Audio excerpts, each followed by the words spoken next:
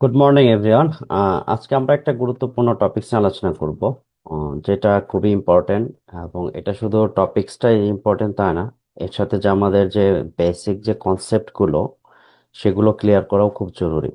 এবং আপনারা যদি ক্লাসে থাকেন, আপনারা দেখবেন যে আমাদের আসলে কোথায় প্রবলেম হয় বোঝার, এবং কোন কোন ইম্পর্টেন্ট কনসেপ্ট আমাদের ক্লিয়ার থাকা দরকার। সো চলেন আমরা সরাসরি আমাদের ক্লাসে চলে যাই। আজকে আমরা আলোচনা করব ক্লিন ফিল্টার সিনড্রোম নিয়ে।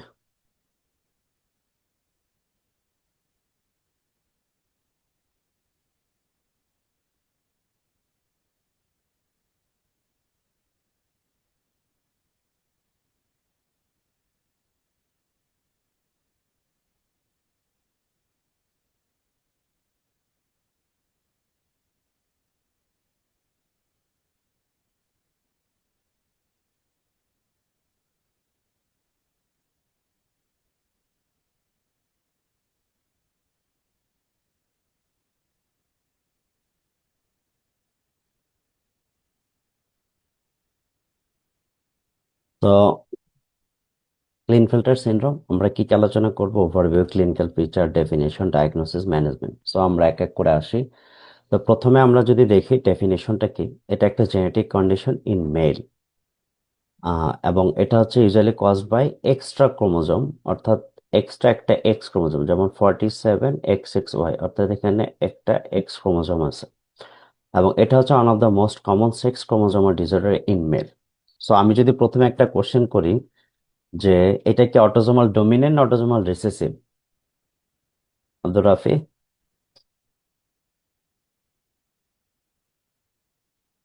ভাই এইটা অটোসোমাল ডমিনেন্ট রিসেসিভ এইটার মধ্যে, মানে এটা এক্স লিঙ্কড আর কি। এক্স লিঙ্কড এটা অটোসোমাল। আমার আইডিয়া নাই এটা ডমিনেন্ট হবে নাকি রিসেসিভ আচ্ছা, এই হবে। জন্য আমি কোশ্চেনটা এই জন্যই করছি, কারণ আমাদের এখানে ম্যাক্সিমাম এই কনসেপ্টটা এখানে ঝামেলা। কারণ আমরা জানি ক্রোমোজোম হচ্ছে দুই ধরনের, একটা হলো অটোজোম, একটা হলো সেক্স ক্রোমোজোম। আমাদের যে 23 পেয়ার্স যে ক্রোমোজোম থাকে, এর মধ্যে 22 পেয়ার্স হচ্ছে অটোজোম। এই অটোজোম মানে হচ্ছে যারা আমাদের পুরা বডি তৈরি করে, একদম হেড টু টো পর্যন্ত, এক্সেপ্ট সেক্স। অর্থাৎ পুরা বডি যে গঠন করে যে ক্রোমোজোম, ওগুলো হচ্ছে অটোজোম। অটোজোম মানে বডি। আর সেক্স ক্রোমোজোম হচ্ছে ওয়ান পেয়ার, যেটা এক্স এক্স অথবা XY, সেটা হচ্ছে সেক্স ডিটারমিন করে। সো এটা হচ্ছে একটা sex chromosomal disorder, no, not autosome. Okay. So এখানে অটোজোমাল জি ডমিনেন্ট ভাই। না অটোজোমাল রিসেসিভ এগুলো কিছুই আসবে না, এটা হচ্ছে একটা সেক্স ক্রোমোজোমাল ডিসঅর্ডার। কনসেপ্টটা ক্লিয়ার?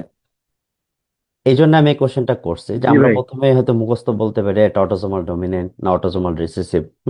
কিন্তু আসলে এটা তা না, এটা হচ্ছে সেক্স ক্রোমোসোমাল ডিসঅর্ডার, এবং এটা হচ্ছে মোস্ট কমন মেলের সেক্স ক্রোমোসোমাল ডিসঅর্ডার, যেটাতে কি থাকে, একটা এক্স ক্রোমোসোম থাকে, যেটা যে কারণে নর্মালি আমাদের কি থাকে 40, নর্মালি থাকে আমাদের 46। 44টা অটোসোম আর হলো দুইটা হলো এক্স হ্যাঁ সেক্স হ্যাঁ, ক্রোমোসোম। ইয়েস।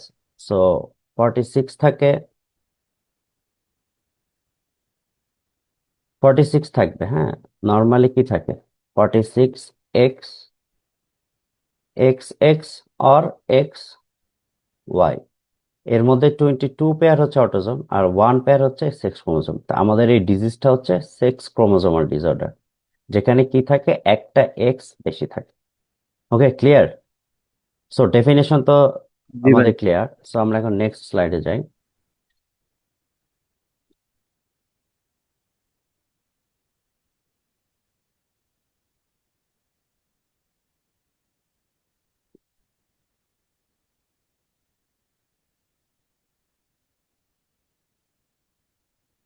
সো এটা কি এটোলোজি জেনেটিক্স, এটা হচ্ছে ইম্পর্টেন্ট, এখান থেকেই কোশ্চেন মূলত আসে।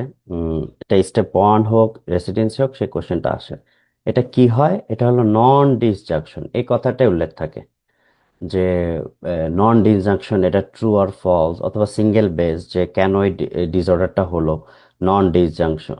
এই নন ডিসজাংশন অফ ডিউরিং মিওসিস। আমরা জানি সেল ডিভিশন দুই ধরনের, মাইটোসিস, মিওসিস। মাইটোসিস কোথায় হয়, আমাদের অটোজোম মানে আমাদের যে বডি সেল সেগুলোতে হয়। আর মিওসিস হয় হচ্ছে আমাদের গ্যামেট, এটা স্পার্মাটোগোনিয়া ওগোনিয়া, জার্ম সেখানে সেল আর কি। গ্যামেট সেলে হয়। সো সেখানে যদি নন ডিসজাংশন হয়, আর নন ডিসজাংশনটা কি, এটা আমরা একটু জেনে আসি। এই যে আমরা যদি এখানে একটা ছবি দেখি, ছবিতে খুব সুন্দর বোঝানো আছে যে নন ডিসজাংশনটা কি। নন ডিসজাংশনটা হচ্ছে নর্মালি যখন গ্যামেট সেল, স্পার্মাটোগোনিয়া অথবা ওগোনিয়া, তারা সেটা এক্স এক্স হতে পারে এবং এক্স ওয়াই হতে পারে, তারা প্রথমে যে ডিভিশন হয় মিওসিস ওয়ানে, একটা ক্রোমোজোম একটা ছেলে যায় আর একটা ক্রোমোজোম একটা ছেলে যায়, এটা মিওসিস ওয়ান। এবং মিওসিস টুতে কি হয়, নর্মালি যেটা হয়, এই একটা ক্রোমোজোমের দুইটা ক্রোমাটিড থাকে, সেই ক্রোমাটিড একটা থেকে একটা ডিসজাংশন হয়ে যায়। এখানে কি দুইটা লাগানো থাকে, এটা বলে জাংশন। তখন নর্মালি হয় ডিসজাংশন, অর্থাৎ একটা ক্রোমাটিড একটা সেলে যাবে আর একটা ক্রোমাটিড আরেকটা সেলে যাবে। এখন এই ডিসজাংশনটা যদি না হয় সেটাকে বলে নন ডিসজাংশন। এবং সেটা হচ্ছে কি, যদি এখানে আমরা দেখি, ঠিক এখানে একটা এক্স ক্রোমোজোম, যেটা নর্মালি দুইটা ডিসজাংশন হয়ে দুইটা সেলে যাওয়ার কথা ছিল, কিন্তু সেখানে কি হয়েছে, সে একটা সেলে না গিয়ে শুধুমাত্র একটা সেলেই দুইটা চলে গেছে। অর্থাৎ এদের যে নন ডিসজাংশনটা হওয়ার ছিল সেটা হয় না, ফলে একটা সেলে কি হলো, নর্মালি একটা সেলে একটা ক্রোমোজোম থাকার কথা ছিল, সেখানে কি হলো, এখানে দুইটা ক্রোমোজোম। এবং সেটা যদি এক্স এক্স হয় তাহলে এখানে দুইটা এক্স থাকবে। এবং এটা হচ্ছে একটা, যদি আমরা স্পারমাটোসাইট ধরি অথবা ওভাসাইট যেটাই ধরি, স্পারমাটোসাইট বা ওভাসাইট যেখানে দুইটা এক্স থাকবে, সেখানে যদি এখন একটা স্পারমাটোগোনিয়া স্পারমাটোসাইট আসে যেটা তার ওয়াই থাকে, তাহলে এক্স এক্স ওয়াই হবে। এটাকে বলে মিওটিক নন ডিসজাংশন। ক্লিয়ার? জি ভাই। হ্যাঁ, তো এই জন্য, এবং যেহেতু একটা এক্স ক্রোমোজোম বেশি থাকে, এটাকে বলে ক্লাসিক টাইপ হচ্ছে 47XXY। মোজাইক ফর্ম থাকতে পারে, মোজাইক মানে হচ্ছে একটা সেলে হতে 46XS আর একটা সেলে 47XXY, এইভাবে যদি মোজাইক ফর্ম থাকে তাহলে এটাও হতে পারে, তবে ম্যাক্সিমামই হচ্ছে, মেজরিটি হচ্ছে ক্লাসিক টাইপ, যেটা 47XXY।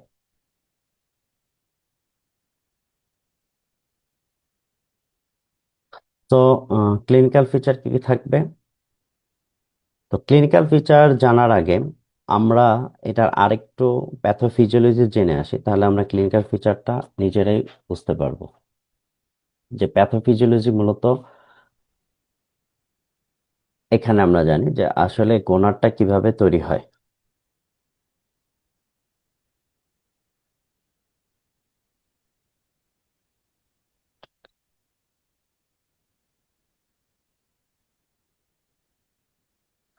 সো আমরা যদি এখানে দেখি, প্রথমে কি থাকে, ইউরোজেনিটাল রিজ থাকে। আমরা পরের ছবিটা যদি দেখি, এটা হচ্ছে প্রথমে যে রিজ থাকে, রিজ থেকে গোনাড আসে, এবং এই গোনাডটা কিন্তু আনডিফারেন্সিয়েটেড থাকে প্রথমে। এটা হলো বাইপটেনশিয়াল, অর্থাৎ এই গোনাডটা হয় তোমার ওভারিতে কনভার্ট হবে অথবা টেস্টিসে কনভার্ট হবে। এটা ডিপেন্ড করে কোন ধরনের ক্রোমোজোম আছে। যদি এক্স এক্স থাকে তাহলে তোমার ওভারি হবে, আর যদি এক্স ওয়াই থাকে তাহলে এটা টেস্টিস হবে। এটা কেন হয় মনে রাখতে হবে, এক্স যতই থাকুক, দুইটা তিনটা দশটা একশোটা, যদি একটা ওয়াই থাকে সেটা হবে টেস্টিস। কারণ ওয়াই ক্রোমোজোমে থাকে এস আর ওয়াই, অর্থাৎ sex determination region on Y chromosome, এটা হলো এস আর ওয়াই জিন, যেটা হচ্ছে টেস্টিসটা ডিটারমাইন করে। এটা একটা ইম্পর্টেন্ট। আরেকটা হচ্ছে ওই টেস্টিস যখন থাকে তখন টেস্টিস যে সেল থাকে সার্টোলি সেল, সেই সার্টোলি সেল থেকে কিন্তু অ্যান্টি মুলারিয়ান সাবস্টেন্স রিলিজ হয়, যেটার কারণে এই মুলারিয়ান ডাকটা রিগ্রেস করে। এবং টেস্টিসে যে লিডিক সেল থাকে সেখান থেকে টেস্টোস্টেরন আসে, সেই টেস্টোস্টেরনটা হলো তখন এই এই ওলফিয়ান যে ডাক্ট, এই ওলফিয়ান ডাক্টটা, এই ডাকটা কিন্তু ডিফারেন্সিয়েশন মেইনটেনেন্স এটা মেনটেন করে। যেমন আমরা যদি এখানে দেখি, এই ওলফিয়ান ডাকটাই কিন্তু এপিডিডাইমিস ভাস ডিফারেন্সে কনভার্ট হয়। তাহলে মূল হচ্ছে ওয়াই ক্রোমোজোম, ওয়াই ক্রোমোজোম যদি থাকে তাহলে টেস্টিস হবে। কিন্তু এখন কোশ্চেন হচ্ছে যে ক্লিনফেল্টার সিনড্রোমে তো ওয়াই ক্রোমোজোম থাকে, তাহলে তারপরও তার কেন প্রবলেম হয়, এটা হচ্ছে ইম্পর্টেন্ট। সো যদিও ওয়াই ক্রোমোজোম আমাদের টেস্টিস ডিটারমিন করে, বাট এক্স ক্রোমোজোম থেকে কিন্তু অ্যান্টি টেস্টিস সাবস্টেন্স রিলিজ হয়। নর্মালি যখন দুইটা নর্মাল যখন একটা এক্স ক্রোমোজোম থাকে, তখন ওই এক্স ক্রোমোজোম অ্যাক্টিভ থাকলেও যে পরিমাণ সাবস্টেন্স রিলিজ হয় সেটা আসলে টেস্টিসকে ইনহিবিট করতে পারে না। বাট যখন দুইটা ক্রোমোজোম থাকে এক্স, তখন দুইটা এক্স ক্রোমোজোম থেকে অ্যান্টিটেস্টিস সাবস্টেন্স বেশি রিলিজ হয়। সেটার কারণে টেস্টিসের যে সার্টোলি সেল এবং লিডিং সেল এবং এই যে উলফিয়ান ডাক্টের যে ডিফারেন্সিয়েশন, সেগুলো ঠিকমতো হয় না। সেগুলো কি হয়, এই ভাস ডিফারেন্স, এপিডিডাইমিস, এগুলোর ডিসজেনেসিস হয়, এবং সেলের ভিতরে যে সেমিনিফেরাস টিউবুল থেকে টেস্টিসের, সেগুলোও ডিসজেনেসিস হয়। সেটা কারণ হচ্ছে এক্স ক্রোমোজোম। এবং আরেকটা জিনিস মনে রাখতে হবে, যখন দুইটা এক্স ক্রোমোজোম থাকে, সাধারণত একটা এক্স ক্রোমোজোম কি হয়, ইনঅ্যাক্টিভ থাকে, যেটাকে বার বডি বলে। তাহলে মেলে কিন্তু সাধারণত বার বডি থাকে না। এটা একটা ইম্পর্টেন্ট কোশ্চেন, যে মেলে সাধারণত বার বডি থাকে না, তাহলে কোথায় থাকে, ক্লিন ফিল্টার সিনড্রোমে, যেহেতু তার এক্স ক্রোমোজোম দুইটা, সো একটা বার বডি থাকবে। তো একটা এক্স ক্রোমোজোম যখনই বডিতে দুইটা এক্স ক্রোমোজোম থাকে, বডি একটা এক্স কে শাট ডাউন করে দেয়। ঠিক তেমনি ক্লিন ফিল্টারও সে একটা এক্স ক্রোমোজোমকে শাট ডাউন করবে, বাট এটাকে বলে জিন এসকেপ থিওরি, জিন এসকেপ। যদিও একটা এক্স ক্রোমোজোম শাট ডাউন হয়, কিন্তু তারপরও তার 10 to 15% জিন এই শাট ডাউনকে এসকেপ করে, যার কারণে 10 to 15% জিন অ্যাক্টিভ থাকে, যেখান থেকে অ্যান্টিটেস্টিস সাবস্টেন্স রিলিজ হয়। সেখানে কারণে মূলত টেস্টিসটা ম্যাচিউর হয় না ডিউরিং পিউবার্টি। ক্লিয়ার? জি ভাই। সো আমরা যদি এখানে দেখি, প্রথমে আনডিফারেন্সিয়েটেড ইরোজেন্টাল রিজ থাকে, বাই পটেনশিয়াল গোনাড থাকে, সেটা যদি এক্স ওয়াই হয় সেটা হবে টেস্টিস, যদি এক্সএস হয় সেটা হবে ওভারি। ওয়াই থাকলে টেস্টিস হলে সার্টিলি সেল থেকে যে অ্যান্টি মুলারিয়ান হরমোন তৈরি হয়, যেটা মুলারিয়ান রিগ্রেস করবে। এদিকে লিডিক সেল থেকে টেস্টোস্টেরন ডিএসটি সিনথেসিস হবে, রিলিজ হবে, যারা মেল সেক্সুয়াল ডিফারেন্সিয়েশন করবে। ওকে, তাহলে আমরা এখান থেকে পুরা প্যাথোলজিটা বুঝলাম, যে টেস্টিসের পুরা ম্যাচুরিটি আসে না পিউবার্টিতে। ফলে কি হবে, টেস্টিসের কাজ কি? টেস্টিসের কাজ হচ্ছে হরমোন তৈরি করা। এবং টেস্টিসের স্ট্রাকচার আমরা জানি, সেমিনিফেরাস টিউবুল থাকে, সেগুলো যেহেতু ডিসজেনেসিস হবে, ফলে টেস্টিসটা সাইজে কি হবে, টেস্টিকুলার অ্যাট্রফি হবে। টেস্টিকুলার অ্যাট্রফি, টেস্টিসটা ছোট থাকবে। কতটুক থাকবে? অলমোস্ট অলমোস্ট সব কেজি 3.5 cm এর নিচে থাকবে। নর্মালি 4 cm থাকে, কিন্তু অলমোস্ট সবার ক্ষেত্রেই লেস দেন 3.0 cm এর নিচে থাকবে। এটা টেস্টিকুলার অ্যাট্রফি থাকবে। আর যেহেতু টেস্টিসে লিডিক সেল এবং লিডিক সেল অ্যাক্টিভ ম্যাচিউর হতে পারে না, নর্মাল ম্যাচিউর হতে পারে না এক্স ক্রোমোজোমের কারণে, ফলে লিডিক সেলের কাজ হচ্ছে টেস্টোস্টেরন তৈরি করা, ফলে ডিক্রিজ হবে টেস্টোস্টেরন প্রোডাকশন। আরেকটা হচ্ছে আমাদের যে নর্মাল ফিজিওলজিক্যাল যে ফিডব্যাক মেকানিজম, সেই ফিডব্যাক মেকানিজম হচ্ছে এফএসএইচ যে হরমোন, এফএসএস হরমোনটা কাজ করে সার্টোলি সেলের উপর, এলএইচটা কাজ করে লিডিক সেলের উপর। এখন সার্টোলি সেলও যেহেতু নর্মালি ম্যাচিউর হতে পারে না, ফলে এফএসএইচ পিটুইটারি থেকে বেশি বেশি রিলিজ হবে। আরেকদিকে লিডিক সেলও কাজ করতে পারে না, যেন এলএইচও বেশি হবে। তাহলে এটা আমরা কি বলবো, পেশেন্ট প্রেজেন্ট করবে হাইপোগোনাডিজম। এটা কোন ধরনের হাইপোগোনাডিজম হবে, প্রাইমারি না সেকেন্ডারি? Primary hypogonadism. হ্যাঁ, প্রাইমারি, ইয়েস। কারণ এখানে টেস্টিসে প্রবলেম, টেস্টিস থেকে টেস্টোস্টেরন আসতেছে না, এই কারণে আমরা ব্লাডে লো টেস্টোস্টেরন পাবো, বাট হাই পাবো এফএসএস এবং এইচএইচ। এবং এটা যদি পাই, এটাকে আমরা বলি প্রাইমারি হাইপোগোনাডিজম। ক্লিয়ার? জি ভাই। সো এখন আমরা নর্মালি, আমরা যদি এখান থেকে যাই, আমরা কিন্তু এখন ক্লিনিক্যাল ফিচার সহজেই বলতে পারবো। কারণ প্রথমে আসে, ক্লিনিক্যাল ফিচারের প্রথমে কি আসছে, টল স্ট্রেচার। টল স্ট্রেচার কেন হবে, কারণ আমরা জানি testosterone is normal, testosterone is important for epiphyseal fusion. এবং টেস্টোস্টেরন যদি না থাকে, তাহলে এপিফাইশিয়াল ফিউশন হবে না। আর ফিউশন না হলে কি হবে, বোন আরো লং হবে, লং বোন কি হবে, বেশি লম্বা হবে। ফলে পেশেন্টের জি স্ট্রেচারটা টল থাকবে। আর 2 নম্বর হচ্ছে ফ্রন্টাল বার্নেসটা অ্যাবসেন্ট থাকবে, কারণ আমরা জানি ডিএইচটি অর্থাৎ testosterone is important for mail pattern Barnes. So তার যেহেতু টেস্টোস্টেরন থাকবে না, তার যে নর্মাল যে মেল প্যাটার্ন বার্নেস, সেই ফ্রন্টাল সেটা থাকবে না। আর টেস্টোস্টেরন একটা ইফেক্ট, আমাদের খুব মজার একটা ইফেক্ট, সে হেয়ার, আমাদের হেডের, স্কাল্পের হেয়ারে হচ্ছে সে হেয়ার শেডিং করে।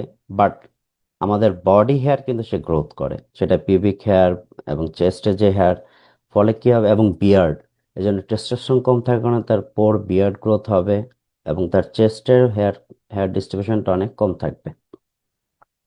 এবং 2 নম্বর হচ্ছে ইম্পর্টেন্ট, যে মেলে যে গাইনোকোমেশিয়া হবে, আমরা এখানে দেখতেছি এখানে তার ব্রেস্ট বড় হয়ে গেছে। এই গাইনোকোমেশিয়ার কারণ হচ্ছে বডি একটা ইম্পর্টেন্ট সোর্স হচ্ছে ইস্ট্রোজেন। ইস্ট্রোজেন একটা সোর্সের টেস্টোস্টেরন, তার টেস্টোস্টেরন কম, ইস্ট্রোজেনও কম আসবে, বাট টেস্টোস্টেরন যে পরিমাণ কম হয়, ইস্ট্রোজেন তার চেয়ে বেশি থাকে, সেই পরিমাণ কমে না। ফলে এখানে মূলত আসে ইস্ট্রোজেনও আমরা কম পাবো, বাট টেস্টোস্টেরন এবং ইস্ট্রোজেনের যে রেশিওটা, সেই রেশিওটা অনেক কমে কমে যাবে। এর মানে relatively oestrogen is more than testosterone. ফলে ইস্ট্রোজেন কি করবে, ব্রেস্টে গ্ল্যান্ডুলার প্রলিফারেশন করে, ব্রেস্ট এনলার্জ করবে, গাইনোকোমেশিয়া হবে, এবং স্লাইটলি ফেমিনাইজড ফিজিকটা থাকবে ইস্ট্রোজেনের কারণে। ওকে। আবার এখানে আমরা ফিমেল টাইপ বডি, আর যদি টেস্টোস্টেরন না এস্ট্রোজেন আছে, ফলে ফিমেল টাইপ পিবিক হেয়ার প্যাটার্ন পাবো, এবং এখানে কি স্মল টেস্টিস। সো আমাদের কিন্তু ক্লিনিক্যাল ফিচার মুখস্থ করতে হবে না। আমরা যদি দেখা যায় যে প্যাথোফিজিওলজিটা বুঝি, তাহলে ক্লিনিক্যাল ফিচার এমনি আমরা করব। আর দ্বিতীয় হচ্ছে পেশেন্টের অস্টিওপোরোসিস হবে, কারণ টেস্টোস্টেরন ইজ ইম্পর্টেন্ট। মেলের ক্ষেত্রে টেস্টোস্টেরন, বোথ ইস্ট্রোজেন এবং টেস্টোস্টেরন দুইটাই বোন মিনারেলাইজেশনের জন্য ইম্পর্টেন্ট। যেহেতু বডিতে দুইটাই কম থাকে, সো পেশেন্ট কিন্তু অস্টিওপোরোসিসে অ্যাফেক্টেড হয়। ক্লিয়ার? জি ভাই। সো আমরা যদি আসি টল স্ট্রেচার, উইথ লং বন লিম্বস, এটাকে কি বলে, ইউনাকয়েড। এটা হলো কোশ্চেনে আসে যে ইউনাকয়েড বডি হ্যাবিটাস বলতে কি বোঝায় এবং কোথায় পাওয়া যায়। So clear, eunuchoid body habitus হচ্ছে যখন আর্ম স্প্যান, জিনিসটা বুঝে আসছে, arm span is more than total height by কত, ফাইভ 5 cm, অথবা আপার বডি এবং লোয়ার বডি রেশিও যদি লেস দ্যান 1 হয়, অর্থাৎ আমাদের ট্রাঙ্কের হাইটের চেয়ে আমাদের লোয়ার লিম্বের হাইট বেশি হবে। আরেকদিকে আমাদের যে আর্ম স্প্যান, সেটা হবে টোটাল হাইটের চেয়ে 5 সেন্টিমিটার অর মোর। এটাকে বলে ইউনাকয়েড বডি হ্যাবিটাস। এবং যখন কারো আমরা এই ইউনাকয়েড বডি হ্যাবিটাস পাই মেইলে, এটা ইন্ডিকেট করে প্রাইমারি হাইপোগনাডিজম, অর্থাৎ হাইপো অ্যান্ড্রোজেনিজমের একটা ফিচার হচ্ছে এটা, ইউনাকয়েড বডি হ্যাবিটাস। ক্লিয়ার? আর জি ভাই। স্মল টেস্টিস হবে, সাথে ইনফার্টিলিটি তো আমরা জানি, যেহেতু সেমিনিফারাস টিবিউল, সার্টোলি সেল, এগুলো ঠিকমতো কাজ করতে পারবে না। Sertoli cell is important for maturation, supporting nutrition for spermatogonia. ফলে সেখানে স্পার্মাটোজেনেসিসও হবে না, ফলে পেশেন্ট ইনফার্টিলিটি নিয়ে প্রেজেন্ট করবে। এই কারণে দেখা যায় যে ক্লিনফেল্টার সিনড্রোমের পেশেন্ট সাধারণত ডায়াগনোসিস হয় না আর্লি এজে। পেশেন্টের যখন সাধারণত ফার্টিলিটি ইভ্যালুয়েশন করা হয়, তখনই মোস্ট কেসে পেশেন্টটা ডায়াগনোসড হয় as a case of Klinefelter syndrome. So gynaecomastia sparse, এবং আমাদের সেক্স ক্রোমোজোম কিন্তু important for brain maturation, brain function. যার কারণে এই পেশেন্টগুলো কিন্তু লার্নিং ডিফিকাল্টি, ইভেন অনেক সময় পেশেন্ট মানে আইকিউ অনেক কম থাকে, ইভেন অনেক সময় পেশেন্ট অটিজম স্পেকট্রাম ডিসঅর্ডার নিয়েও প্রেজেন্ট করে।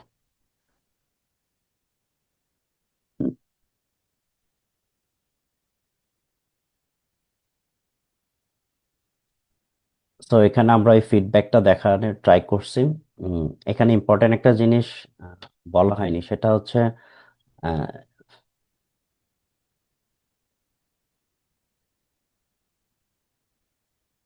এখানে যে ইনহিবিন বি, এটা ইম্পর্টেন্ট। সার্টোরি সেল থেকে ফলিকল এফএসএ সার্টোরি সেলকে স্টিমুলেট করে, আর সার্টোরি সেল ইনহিবিন বি রিলিজ করে। আর ইনহিবিন বিটা তখন নেগেটিভ ফিডব্যাকের মাধ্যমে গিয়ে পিটুইটারিকে সাপ্রেস করে, ফলে এফএসএস রিলিজ হয় না। এন্ড যেহেতু সার্টোরি সেল ইনহিবিন বি রিলিজ করতে পারে না, যার কারণে নেগেটিভ ফিডব্যাকটা থাকবে না, সে কারণে এফএসএস ভালো থাকবে। তবে এখানে ইম্পর্টেন্টটা আমাদের মনে রাখতে হবে যে ইনহিবিন বিটা, এটা কোশ্চেনে আসে। তো আমাদের মনে হয় এইটুক পর্যন্ত কোনো কোশ্চেন নাই, কোনো কোশ্চেন এই পর্যন্ত?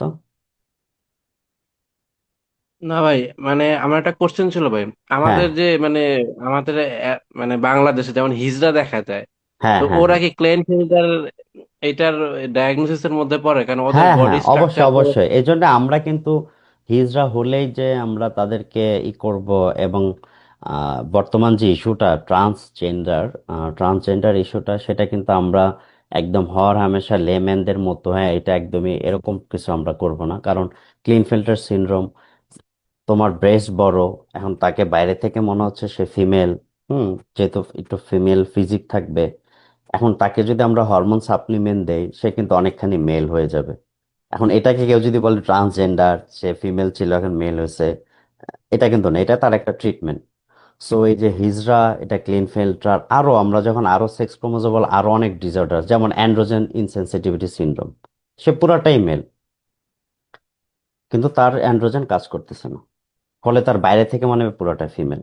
সো এখন সে, তাকে যদি আমরা ট্রিটমেন্ট দেই, সে যদি এখন বাইরে থেকে মনে হয় ফিমেল, পরে ট্রিটমেন্ট সে মেল হলো, এখন আমরা যদি তাকে বলি এটা ট্রান্সজেন্ডার, এটা কিন্তু তাকে, এটা আমাদের সঠিক জাজমেন্ট হবে না। সো হিজড়া, যাদের আমরা বলি ট্রান্স, এদেরকে এখন বলা হয়, আগে আগে বলা হয়তো হার্মাফ্রোডাইট, এখন ওটা বাদ দিয়ে বলা হয় DSD, disorder of sex development. এখন হ্যারিসনের রিসেন্ট যেটা দেখলাম সেটা হলো ডিএসডিও এখন তারা বলতে চায় না, কারণ ডিসঅর্ডার কথাটা তারা বলতে চায় না, তারা বলে differentiation of sex development. DSD ঠিক রাখছে ডিতে, ডিসঅর্ডার বাদ দিয়ে তারা বলছে differentiation, differentiation of sex development. So এগুলো আমাদের মাথায় রাখতে হবে, একদম সবার সবার সাথে তাল মিলানো যাবে না। সো ক্যারোটা, আমরা যদি আহ, এরকম একটা পেশেন্ট পাই, ইনফার্টিলিটি নিয়ে আসছে, তার ক্লিনিক্যাল ফিচার মনে হচ্ছে ক্লিন ফিল্টার, তাহলে আমরা ক্যারোটাইপ করি। ক্যারোটাইপ হচ্ছে কনফার্মেটরি। এছাড়া হরমোনাল প্রোফাইল লো, যেটা আমরা আগে বলছি, একটু লো টেস্টোস্টেরন, হাই এফএসএস, এলএইচ, এবং সিমেন অ্যানালাইসিস শো করবে মেশো অ্যাজিওস্পার্মিয়া এবং অলিগোস্পার্মিয়া। কারণ এটা আবার এই ডিসঅর্ডারের ম্যানিফেস্টেশন কিন্তু ভ্যারি করে। আমি একজন ক্লিন ফিল্টার, তার যে সিভিয়ারিটি, আরেকজন ক্লিন ফিল্টার সিভিয়ারিটি কিন্তু সেম হবে না, কেউ অ্যাজিওস্পার্ম নিয়ে আসতে পারে, কেউ অলিগোস্পার্ম নিয়ে আসতে পারে। আমরা যদি ক্যারোটাইপের একটা ফিগার দেখি, এই যে এখানে সুন্দর একটা ফিগার, যে এখানে এই যে দুইটা এক্স একটা ওয়াই, একটা এক্স বেশি। সো কমপ্লিকেশন সহজ, তার ইনফার্টিলিটি হবে, যেটা মোস্ট কমন প্রেজেন্টেশন, অস্টিওপোরোসিস, এবং এটা ইম্পর্টেন্ট যেহেতু হরমোন অলসো ইম্পর্টেন্ট ফর আমাদের other metabolic function. So patient কিন্তু মেটাবলিক সিন্ড্রোম নিয়ে প্রেজেন্ট করতে পারে, যেমন obesity, insulin resistance, diabetes mellitus, dyslipidaemia. So এগুলো খেয়াল রাখতে হবে, পেশেন্ট পেলে আমাদেরকে ওগুলো মনিটর করতে হবে। এবং increase risk of breast cancer, এটা ইম্পর্টেন্ট, যে মেলের ব্রেস্ট ক্যান্সারের রিস্ক বেড়ে যায়। এখন বিষয় হচ্ছে যে কতটুক বাড়ে। নর্মাল, এমনি আমরা জানি মেলের ব্রেস্ট ক্যান্সারের রিস্ক অনেক কম কম্পেয়ার টু ফিমেলের, কিন্তু নর্মাল মেলের চেয়ে ক্লিন ফিল্টারের মেলের ব্রেস্ট ক্যান্সারের রিস্ক বেশি, কিন্তু ওভারঅল রিস্ক কম। মানে এটাকে কোশ্চেন আসতে পারে, দ্যাট ক্লিন ফিল্টার হলে কি আমরা প্রোফাইলেকটিক তাকে মাস্টেক্টমি করবো কিনা? না, এটা দরকার নেই, কারণ ওভারঅল তার রিস্কটা কম, কম্পেয়ার কম্পেয়ার টু নর্মাল পার্সনের চেয়ে একটু বেশি, বাট ওভারঅল রিস্কটা কম, যার কারণে তার প্রোফাইলেকটিক, যেমন ফিমেলের ক্ষেত্রে আমরা কি করি, যদি জেনেটিক প্রিডিসপোজিশন থাকে তাহলে আমরা প্রোফাইলেকটিক মাস্টেক্টমি, কিন্তু এই ক্ষেত্রে কিন্তু সেটার দরকার নেই। সো ম্যানেজমেন্ট হচ্ছে ইম্পর্টেন্ট, টেস্টোস্টেরন সাপ্লিমেন্টেশন যদি দেওয়া হয়, আম, এটা হচ্ছে মূল ট্রিটমেন্ট, যে আমরা পেশেন্টকে, যেহেতু তার টেস্টোস্টেরন কম, আমরা বাইরে থেকে তাকে টেস্টোস্টেরন সাপ্লিমেন্ট দিব। আর 2 নম্বর হচ্ছে সার্জারি গাইনোকোমেশিয়ার জন্য, যদি এটা কোনো কজেস কনসার্ন, এটা ম্যান্ডেটরি না, যে পেশেন্ট যদি কসমেটিক পারপাসের জন্য যদি মনে করে যে আমার এটা আমি করতে চাই, সে সে করতে পারে। আরেকটা হচ্ছে তার ফার্টিলাইজেশন করা যেত আইভিএফ, আইভিএফ এর মাধ্যমে আমরা ফার্টিলাইজ করতে পারি। আহ, এটা দুইটা প্রসিডিওর, একটা আরেকটা প্রসিডিওর আছে ইন্ট্রা,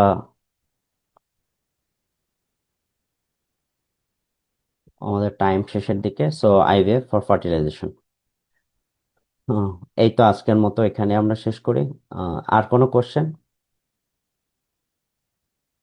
ভাই আমার একটা মানে কোশ্চেন মানে জানার ছিল, এটা তো আপনার নর্মালি মানুষের তো সাধারণত একটা এক্স এবং একটা ওয়াই থাকে আর কি, হুম মেলের হুম ক্ষেত্রে। তো হুম। তার তো আর কি দুইটা এক্স। তো হ্যাঁ। মানে এক্সট্রা যে এক্সট্রা এটা মানে এটা কোথা থেকে আসছে? এটা কি মেল থেকে আসছে নাকি ফিমেল থেকে ও আসছে? আচ্ছা, এটা ভালো কোশ্চেন।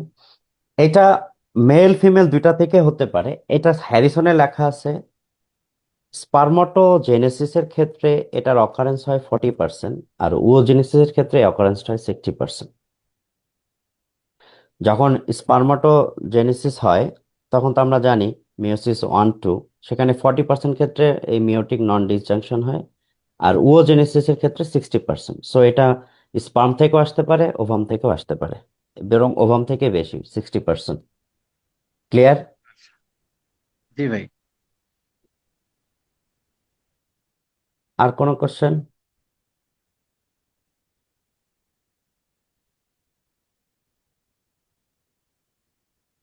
তো thank you for your patient hearing. এছাড়াও আরো যদি কোনো কোশ্চেন থাকে আপনারা আমাদেরকে জানাতে পারেন কোনো বিষয়ে। তো আশা করি আপনারা ক্লাসটা মনোযোগ দিয়ে করলে উপকৃত হবেন।